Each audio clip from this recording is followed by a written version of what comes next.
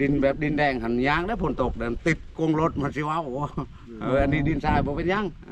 โดยพอไปพอมาอยู่คืออยู่น้องหันน้องบ่อยากไปอยู่เนาะอีกอย่างก็น้องตัวคนเดียวแล้วก็เพื่อสิปรับปรุงไป5บ้านหมู่ก็โอ้ยมันยากเนาะบ่ล่ะมันยากจะว่าบ่สั่นแบบนี้อัน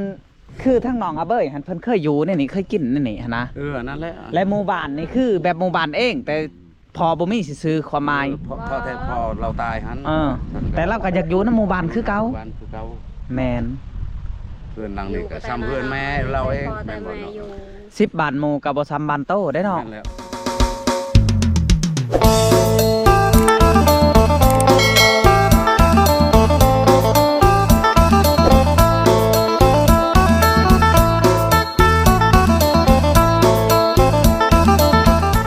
เอาทุกคนบัดนี้เฮาก็สิไปเลาะเบิ่งที่ดินบอนน้องอาเบ้ยอยากได้เนาะก็คือทั้งน้องเพิ่นกะเบาสัญญาสืบถามกับเบาลาแล้วก็ทั้งพี่น้องแปลว่ากลางบ้านนะทุกคนหรือว่าชาวบ้านนะอยากถามว่าสิไปอยู่พุ่นอยู่ผีบ่คือว่าอยากไปหาเบิ่งดินอยู่พุ่นอยู่ผีเนาะก็คือทั้งน้องเพิ่นบ่เอาใช่แล้วเพิ่นอยากได้ในนี้เพราะว่าเพิ่นไปอยู่เมืองอื่นเพิ่นก็สิมาในเที่ยงนี่คือเก่าทุกคนเพราะว่าเพิ่นเคยอยู่กับว่าแม่นเนาะนี่บอนเพิ่นอยากได้ทุกคนก็คือที่ดินพื้นนี่แหละใช้แต่ใช้เอื่อยจะเว้ามื้อนั้นฮะไปหากุ้งนี่เนาะโอ้แปะทางเลยทุกคนเนาะก็คือบื้ออื่นนี่เฮาก็จะได้มาเส้นกันข้างในทุกคนอันนี้เฮาอยากเบิ่งดินน้องอาเบ้ยซื่อๆนี่ก็คือเก่าหั่นแหละ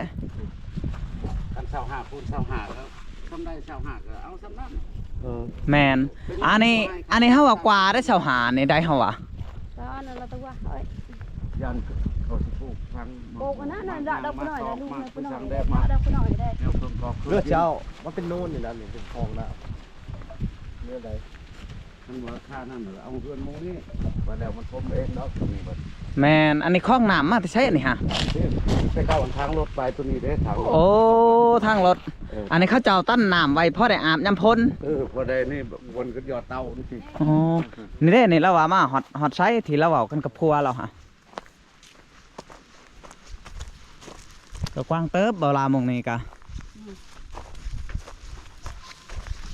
พัวจะว่ากกอันนี้มาฮะนี่เฮาก็แท็กให้มันเป็นสี่เหลี่ยมมณฑลเอาแท็ก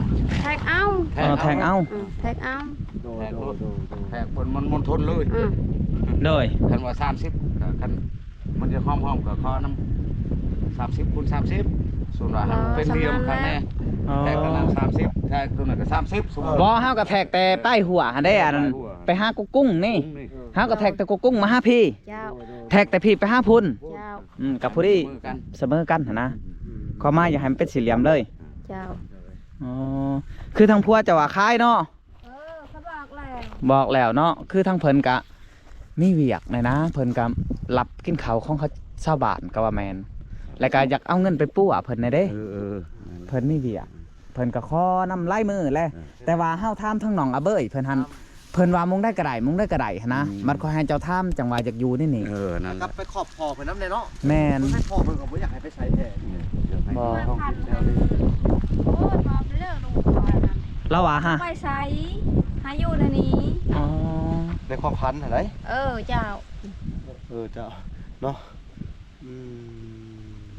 เพิ่นจังให้อยู่นี่โดย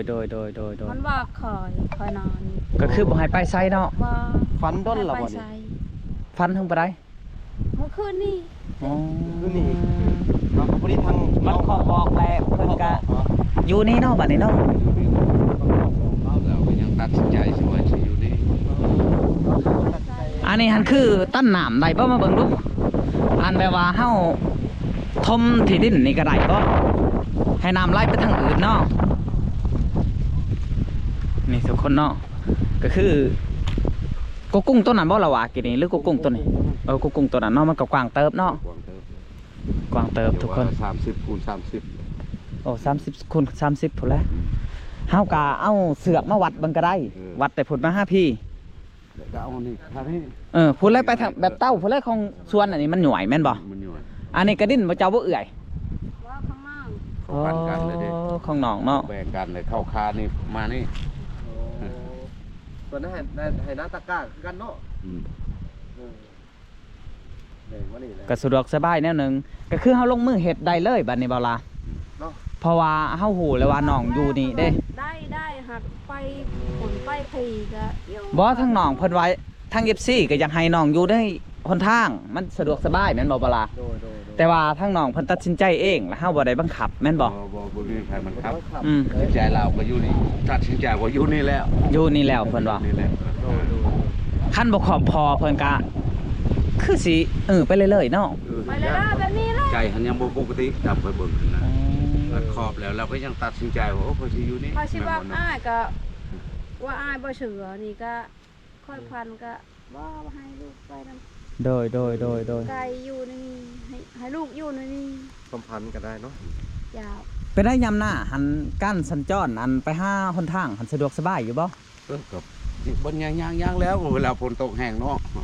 บ่แบบว่าฝนตกมื้อนี้มื้ออื่นมื้อฮื้อมานี่ก็สบายอยู่เด้อว่าไป ก็ ซะ สบายอยู่ดอก ไปได้อยู่ตรงนี้ไปได้พอทางเดียวประจำ เพราะว่ามันพอสิสบายของรถจักรเพราะว่าเส้นทางตรงนี้มันดินเล่นสายเด้ โอ้แล้วมันแจบเนาะ แจ๊บแล้วก็พอไป เพิ่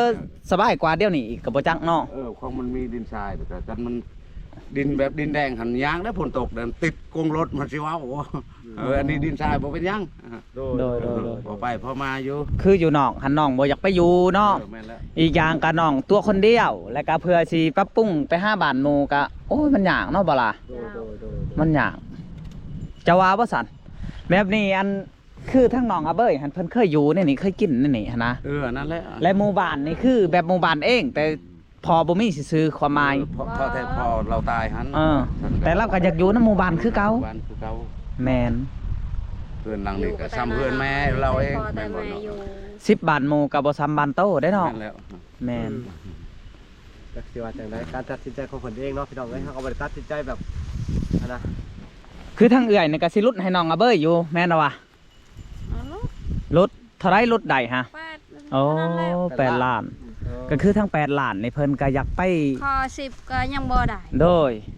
ก็คือทั้งเพิ่นอยากอันนั้นในเบาละว่าไงาย เอาไปหักษาเจ้าของ หักซาเจ้าของเท่าไรก็บ่เอ่ยจักล้านว่าหักซาเจ้าของหักซาเจ้าหา 3 ล้านว่าเด้อของตายก็กำนูผู้จะมื้อก็ 3 ล้าน ฮะ อ๋อ3 ล้านแล้วสิจ่ายค่าข้าวเท่าไรอีก ค่ารถหันยัง3 เป็น6 ล้าน เป็น6 ล้านหรือชื่อเขาได้เขาก็ยังระเดียว อ๋อก็คือเพิ่นขอ8 ล้านทุกคนเลยก็คืออันเข้ามาปั้วเล่านี่ก็3 ล้านเนาะ 3 ล้านก็ทำลงค่อย และอันจ่ายค่ารถไทยก็3 ล้าน 3 ล้าน แล้วก็สิซื้อข้าวก็2 ล้าน ยาว อ๋อคือข้าวกินตอนนี้ก็บ่มีเนาะเราก็หาสาวกินค่ำทุกคนเลย เขาก็ยังน้อยเดียว อ๋อโดยก็คืออันทั้งบืนกะว่าง่ายๆว่าเฮาต้องได้ทำพอบ้านเนาะทำพอบ้านแล้วมาเส้นกันเอื่อย ยาว มาเส้นกัน เพราะว่าอยากให้มันเป็นดินนะเบ้ยเลยหั้นนะ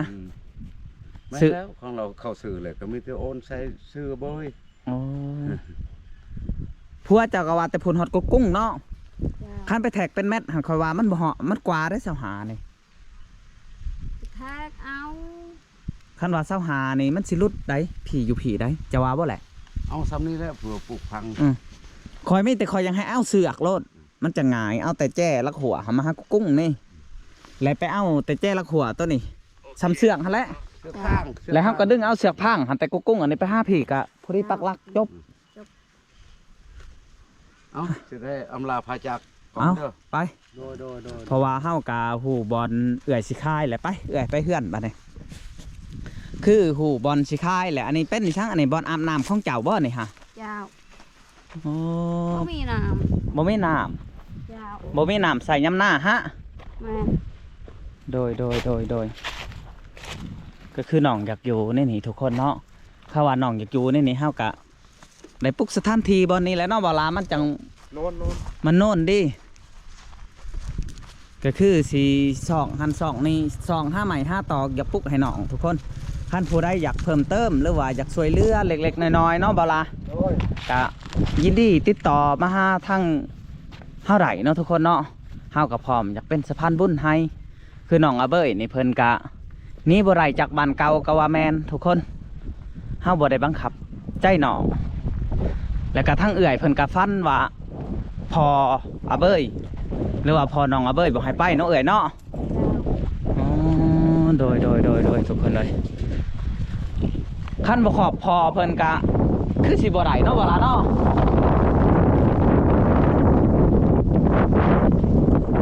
อันนี้ก็คือมาแต่ซื้อจักรยานแหละทุกคนมาแต่ซื้อจักรยานกะมาหาเอื่อยเพิ่นนี่เอาเอื่อยมานั่งอยู่พี่ดูอยากถามไหนเล็กๆน้อยๆ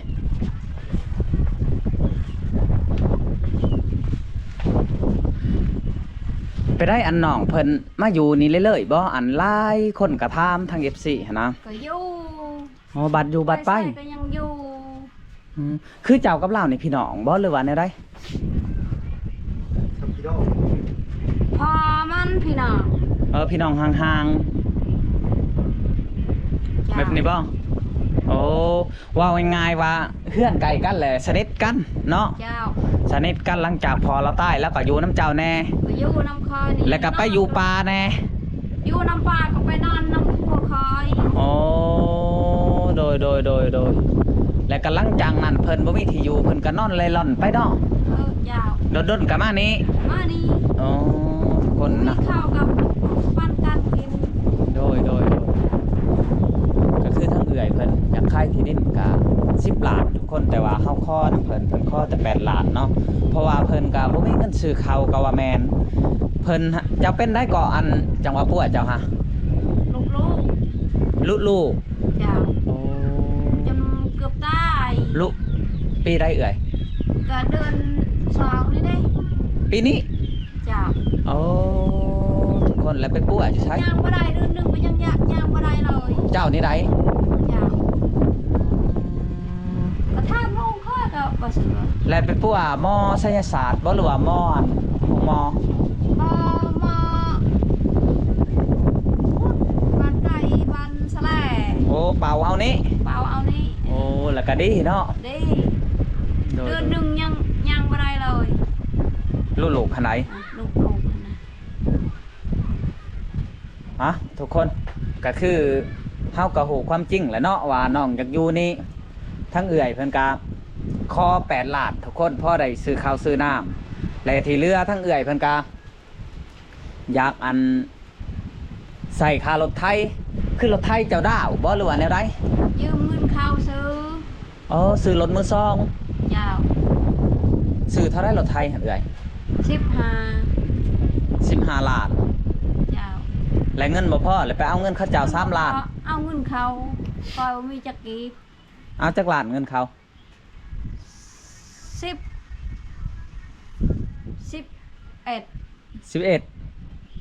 อ๋อแล้วก็จุดทานค่ายแล้วก็จ่ายเขาเจ้า ได้เขาเจ้า คือพวกเพิ่นที่ไปห้าน้องอาเบยกระเป๋าสัญญาทุกคนอันคือคอมเมนต์มากกับว่า โอ้ว่าเราบ่มีเสือมีชงบ่อันคือผมเสือขาดฐานะกับทั้งเอื่อยเพิ่นก็บ่มีทุกคน บ่มี คืออยู่แต่ในหน้าตลอดเนาะ เจ้า บ่ได้เมื่ออยู่บ้านบ่ บ่เฮือนแล้วนี่ เพื่อนบ่นี่อ๋อมาอยู่นี่จักปีเลยเอื่อยนี่ โอ้หลายปีแล้ว12 ปีแล้ว 13 ปีแล้วเนาะ เจ้า โดย เขาอยู่ก็อยู่น้ำเข้าเขาก็ยังอยู่ แม่น เขาอยู่ ก็บ้านก็บ่ได้ใกล้เนาะ บ่ ก็คิดฮอดก็ย่างเมื่อเนาะ ยังมือ อ๋อทุกคนเอาทุกคนคลิปนี้ก็บ่มีหยังหลายเฮาก็สิได้จบคลิปเพียงเท่านี้เนาะคือเฮาไปให้เบิ่งที่ดินน้องอาเบ้ยเนาะหลายคนก็อยากให้อยู่แคมป์ทาง แต่ว่าน้องเพิ่นตัดสินใจแล้วบ่าวสัญญาบ่ได้ตัดสินใจให้น้องเพิ่นกับบ่าวหลาเนาะบ่าวหลาคือทั้งน้องเพิ่นกับทั้งชาวบ้านมาถามตัวจริงเนาะ เจ้า แล้วก็ว่าสิอยู่ไสคือน้องเพิ่นว่าเอ้าเฮาอยู่นี่แล้วเฮาบ่ไปพุ่นไปพี่เพิ่นว่า พอยังเวียกมืออื่นมืออื่นก็ยังเวียกอีก โอ้ยังมีเวียกและมือได้ฉันสิจดได้ มือบุญประมาณ3 มื้อ ประมาณ3มื้อได้บ่ล่ะ ไปบุญโอ้ให้แต่บุญโลกดอกเบี้ยสตาร์แล้วให้3-4 วันลูกคอยเอาแม่เอากับป้าคอยเฮ็ดบุญลูกบ้านบ่ลงดิ โอ้แสดงว่ามื้ออื่นนี่ยังเฮ็ดบ่ได้เนาะ ไปแต่7 โมงได้ อืม ไปแต่7 แต่7 โมงพัดยันอันนั้นพอบอกพ่อบ้านบ่ได้มา 8 โมง คันสั่นเจ้าไปบอกพ่อบ้านว่าอันพ่อบ้านคืออยู่ในนี่แม่นบ่ เจ้าไปบอกพ่อบ้านว่าอันมือไม้สันเด้อ เจ้า และคอยกระชีเอาเบอร์เจ้า เบอร์ไม่ได้ใช้โทรศัพท์ โอ้โทรหาเบอร์ก็ได้บ่คอยสิโทรหาเบอร์ว่ามือได้เจ้าพร้อมแล้วก็สิมา เจ้า เด้อ เจ้า บ่ได้อยู่เลยเพิ่นอยากอยู่นี่เอาแบบนั้นเนาะตามนั้นเอาทุกคนคลิปนี้เฮาก็สิได้อำลาพาจากเฮาก็สิได้กลับบ้านกลับซองแหละเพราะว่าตอนนี้ก็ตะเว้นมันก็ค่ำแล้วทุกคนคลิปนี้ขอกล่าวคำว่าสบายดีเอ้ยสบายดี ส